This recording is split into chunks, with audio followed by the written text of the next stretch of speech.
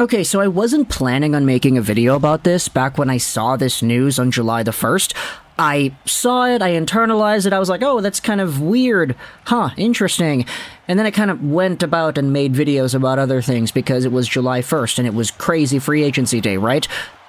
But the reason we're talking about this today, even though it was technically from 3 days ago, is because this conversation was posted onto multiple subreddits. It was posted onto the R Hockey subreddit. It was posted onto the FLYERS subreddit themselves, even though it had actually taken place a few days earlier. So because people are talking about this now, I felt like it was appropriate to go out there and make a video explaining why I think this isn't really that big of a deal, but also addressing why people are discussing it in the first place. So today, we are talking about Philadelphia Flyers top prospect Cutter Gauthier out of Boston College in the NCAA. Now, if you've been following the story of draft prospects over the past few years, you would have seen Gauthier get taken by the Flyers in the 5th overall spot in 2022. This was an interesting pick because if you look at some of the rankings here, there were only a few outlets that had him going this high. McKenzie had him at 5, so there you go. Bob Father with the accurate take. Craig Button had him at 7, but Elite Prospects had this guy at 11. McKean's had him at 13, so this wasn't really a lock in many people's eyes to being a top 5 pick, let alone even a top 10 pick. But either way, the Philadelphia Flyers took Cutter Gauthier. He grew up as a Flyers fan. I know it says that he was born in Sweden, which actually is the case, but he grew up as a fan of the Philadelphia Flyers, so he was going to his childhood favorite team. 6'2", 194 left-handed left-wing guy. He's a big power forward with a really good shot and defensive ability. He had 65 points in 54 NTDP games played in his draft-eligible year, and he showed off very well in that sample. He carried over that success into the NCAA, over a point per game as a freshman, over a point per game at the World Juniors, point per game at the World Championships. So Cutter Gauthier was making his rounds, playing off against men, playing off against kids his own age, and then playing off against other men too on the international stage. He played very well and showcased to a lot of us why the Philadelphia Flyers valued him so highly that he went 5th overall in the first place. However, the interesting part about Cutter Gauthier that showed up earlier this week was that he would not be attending Philadelphia Flyers development camp. Here's what Danny Briere said back on July the 1st regarding the entire thing. Cutter was invited, but he declined to come. We're assuming that's because he played a lot of hockey with the World Championships, and he's had lots of travel. We're not too worried about that. Danny Briere said that he isn't worried about this affecting the Flyers' chances of signing him down the road. We'll find out a little bit more. We're trying to figure out why he didn't want to come, but at this point, I'm not too worried about him not wanting to sign. Now, the thing that really gets me the most about this series of quotes here isn't necessarily that Gauthier is not coming to Flyers development camp. As Briere said, the guy's played a lot of hockey. You could understand if, from his perspective, an NCAA stint, a World Junior stint, a World Championship stint is a little bit much for a guy who is only 18, 19 years old. That makes sense to me. But the intriguing part that I think really does bode poorly is the fact that the Flyers don't know. How Danny Briere is forced into the media and having to say, oh, we're trying to figure out why he didn't want to come.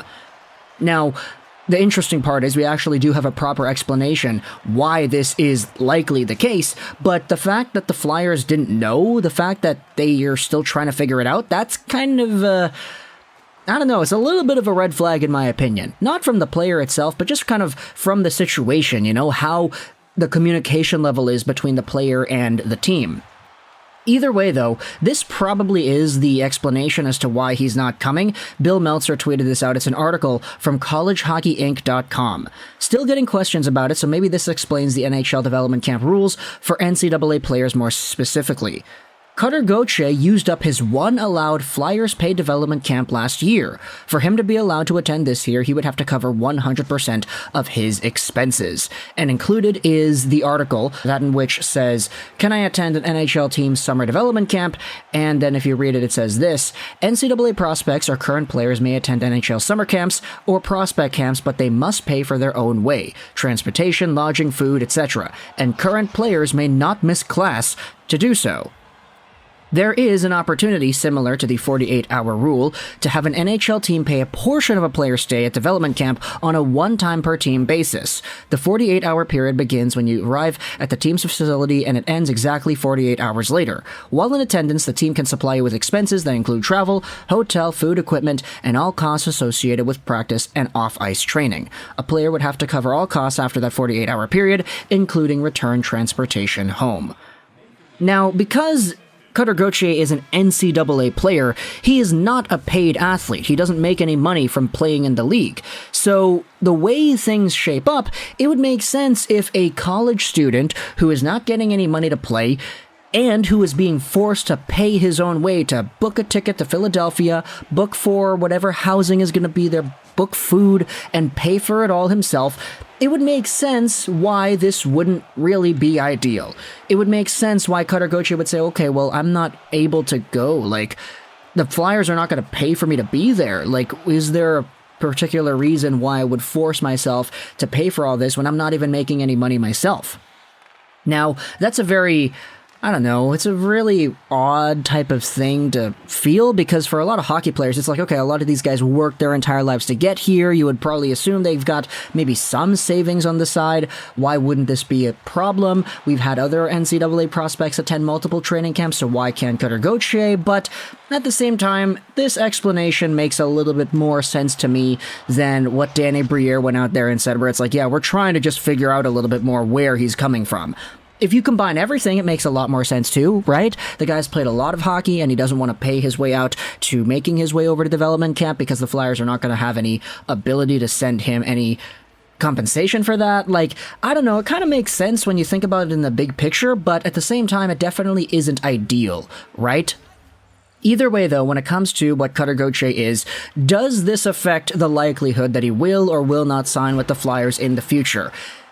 It's too early to say, in my opinion, but if I had to go out there and throw a guess, take a shot in the dark, I would probably say no, mostly because Cutter Gauthier was ecstatic to become a Philadelphia Flyer last year. We had seen the interviews, we saw how happy he was to go to the Flyers, how the Flyers were confident in him. If you read the scouting report here, it just kind of goes over everything that makes him an effective player.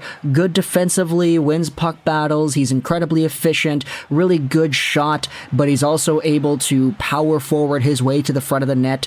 He's a very versatile offensive guy, and the Philadelphia Flyers took a good one here with their left wing spot at 5th overall. Long term, if Cutter Gauthier finds himself on a line with Matvei Michkov, this could be doom for the rest of the Metro Division, because these two guys could probably feed off of each other so well. And for Cutter Gauthier, you saw he was really happy to be selected by the Flyers. So 1 year later, seeing him not go to development camp, I don't really think it's the biggest deal in the world. Again, this happened on July 1st, but it's only really gaining traction now, which is why I decided to make this video in particular. But either way, let me know your thoughts in the comment section below about Cutter Gauthier not heading over to Philadelphia Flyers training camp. Do you think this is a big deal? Do you think it's not? Do you think the payment explanation makes up for it? How NHL or NCAA players, are not able to go to NHL training camps for a second time with getting everything paid for them? They have to pay for everything themselves. The rule is so weird, to be honest, but let me know your thoughts in the comment section below about that and more. I hope you enjoyed this video, and bye.